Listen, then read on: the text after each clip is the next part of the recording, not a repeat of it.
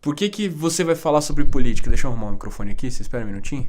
Aqui. Normalmente eu tenho um microfone só pra me dar trabalho. Hoje eu tenho dois, que eu tô testando gravar com um gravador antigo, ó. Deu saudade de gravar no estilo antigo, no estilo bruto. Vocês não sabem o trabalho que é gravar qualquer vlog aqui, porque esse é o meu trabalho, né? Eu faço isso como profissão. Então, quando eu ligo uma luz, eu ligo outra, fica dando sombra, fica dando. O áudio não tá bom, aí.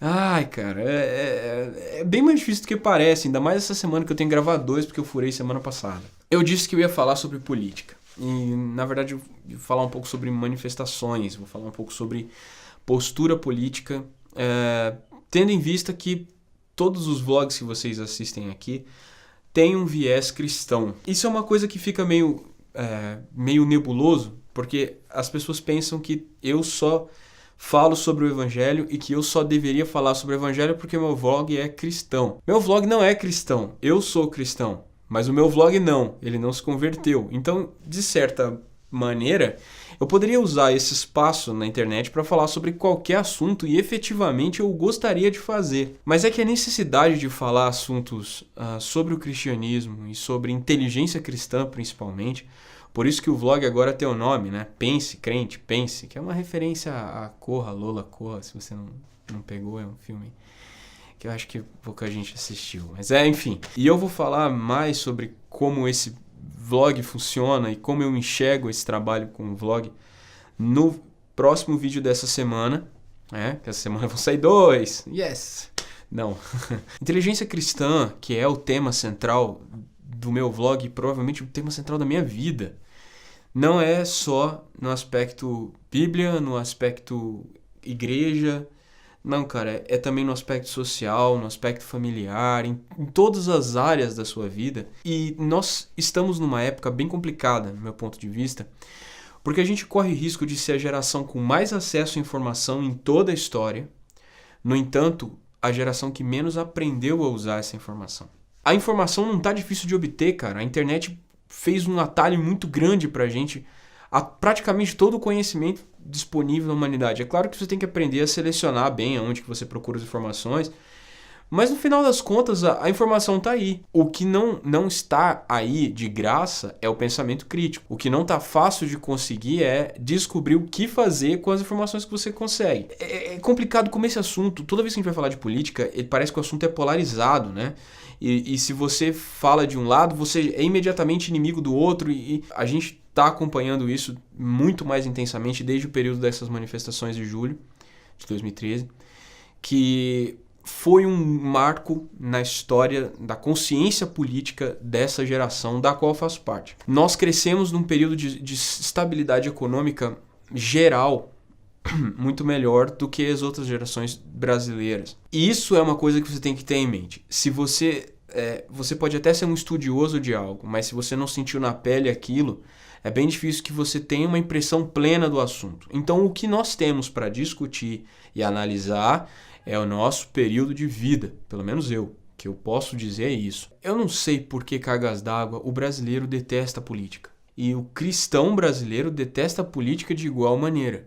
É como se a política não fosse um assunto que pudesse ser abordado ou que precisasse ser abordado. Para o cristão é ainda mais complicado, porque tem a verdade, na minha opinião, a verdade de que nós não somos desse mundo. E por nós não sermos desse mundo, o nosso envolvimento com esse mundo precisa ser estratégico. Agora, eu fico pensando assim, dá a César o que é de César e dá a Deus o que é de Deus. César, no nosso caso, é o nosso governante hoje. E nós estamos numa democracia. E numa democracia, o governo é, em teoria, do povo. Então, se o governo é do povo, César precisa saber o que nós pensamos dele. E isso é de César. Se você pensa que dar a César o que é de César é simplesmente pagar os seus impostos e obedecer à legislação vigente na sua nação, você está pensando como se o Brasil fosse uma monarquia. Se o Brasil fosse uma monarquia, realmente a gente só devia obedecer ao rei. Que era o caso de Jesus no tempo em que essa frase foi dita. Dá a César os impostos, dá a César a honra que César precisa e exige. Mas hoje o nosso César é um César democrático, então nós precisamos dar a ele também a nossa resposta democrática. É justo e é correto que o cristão seja alguém que pensa politicamente.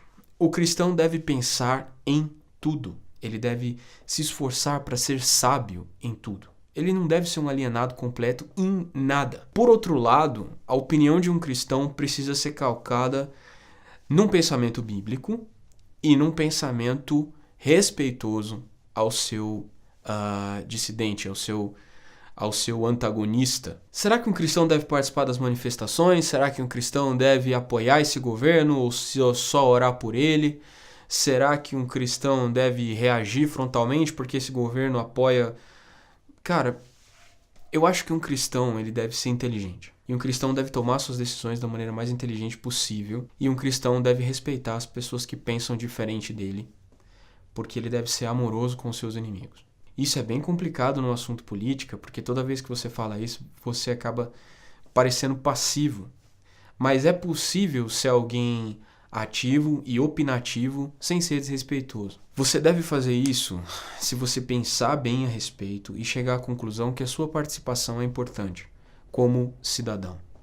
Se você está dando para César o que ele precisa, que às vezes é um chute na bunda, faça isso. Não se envolva em situações que vão denegrir a imagem do cristianismo, porque isso é um dever cristão.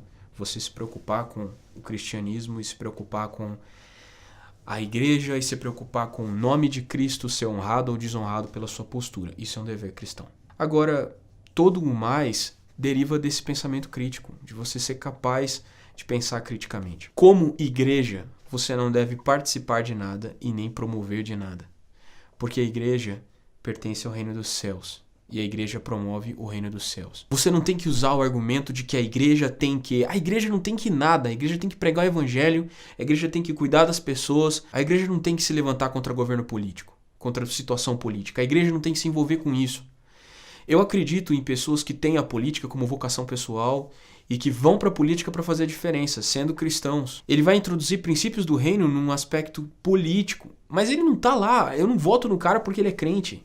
Eu voto no cara porque ele é gente. Eu acredito nele como ser humano. Assim como às vezes eu prefiro votar em um cara que me agrada em termos de inteligência, em termos de raciocínio, que me agrada em termos de propostas, mais do que eu votaria num cristão concorrendo ao mesmo cargo. Mas o cristão está fazendo do púlpito seu palanque, eu não vou votar nele. Eu, cara, não acredito nisso. Muitas pessoas colocaram nas eleições passadas que era nossa obrigação cristã votar na Marina Silva. Isso me deixou entalado aqui na garganta, porque eu não acredito que seja dever de cristão votar em X ou Y.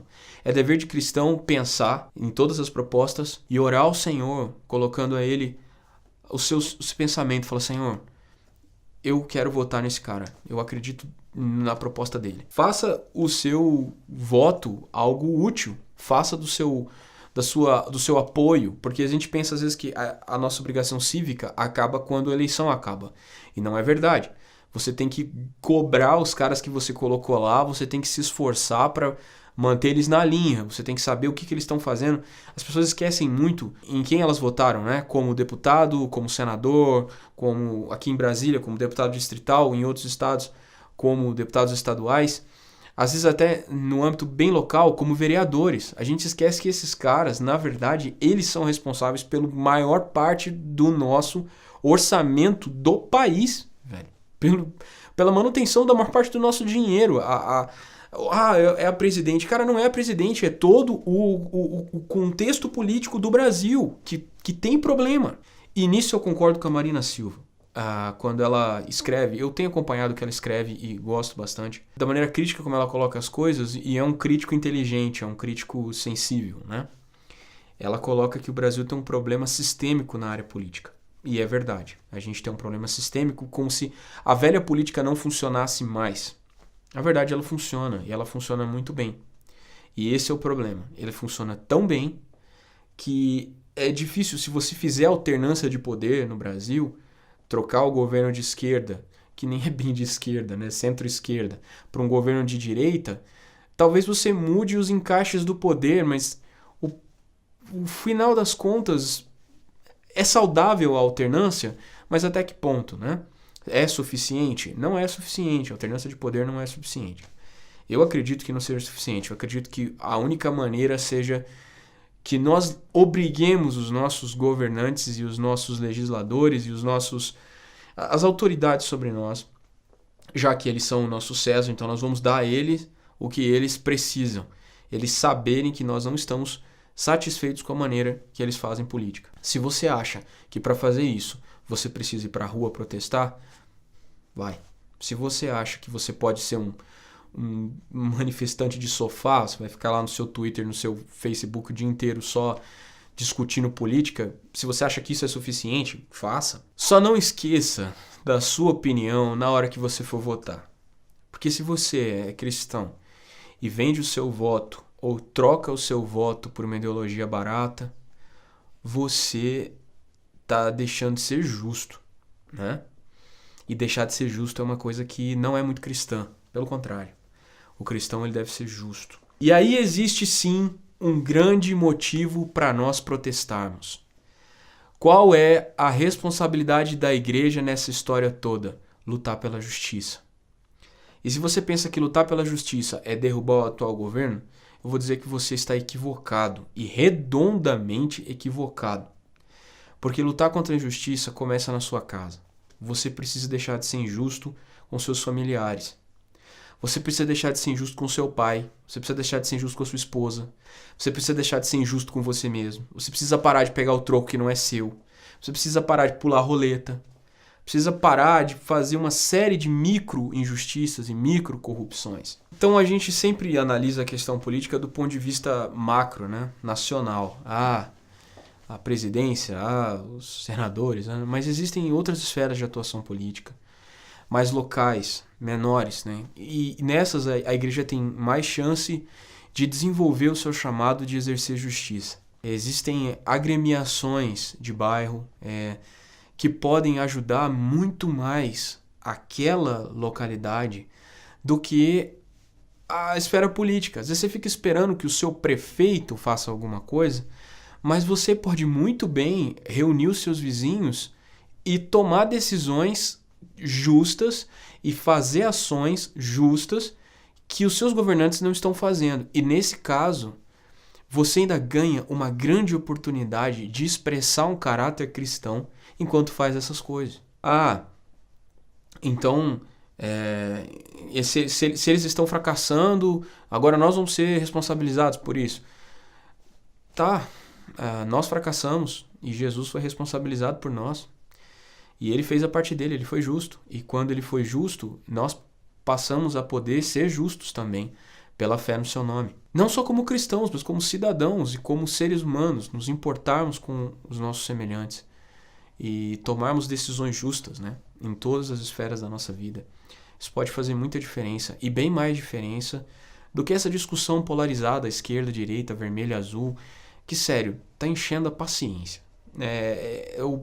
Resolver o problema no Brasil não é vermelho ou azul, é você, é ser humano, é ser justo. E se você apoia o governo do PT e faz isso de maneira inteligente, porque pensou e chegou a essa conclusão, te dou meu apoio, velho. Faz isso. Se você é contra a Dilma, é contra o governo atual, é contra o governo de esquerda, se você é de direita, sei lá, e faz isso de maneira inteligente e chegou a essa conclusão baseado em análise de fatos, também te apoio, cara. Apoio muito. Vai fundo. Mas pense, sabe?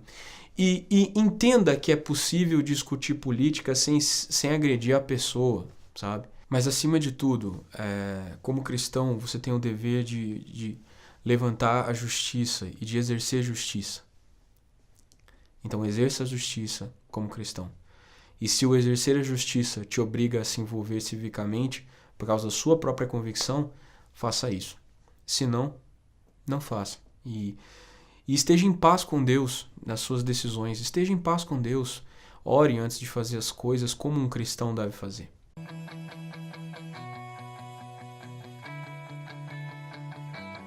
Então é isso. Essa é a minha postura a respeito da atual conjuntura política, né, social e principalmente da participação dos cristãos, né, desse assunto todo.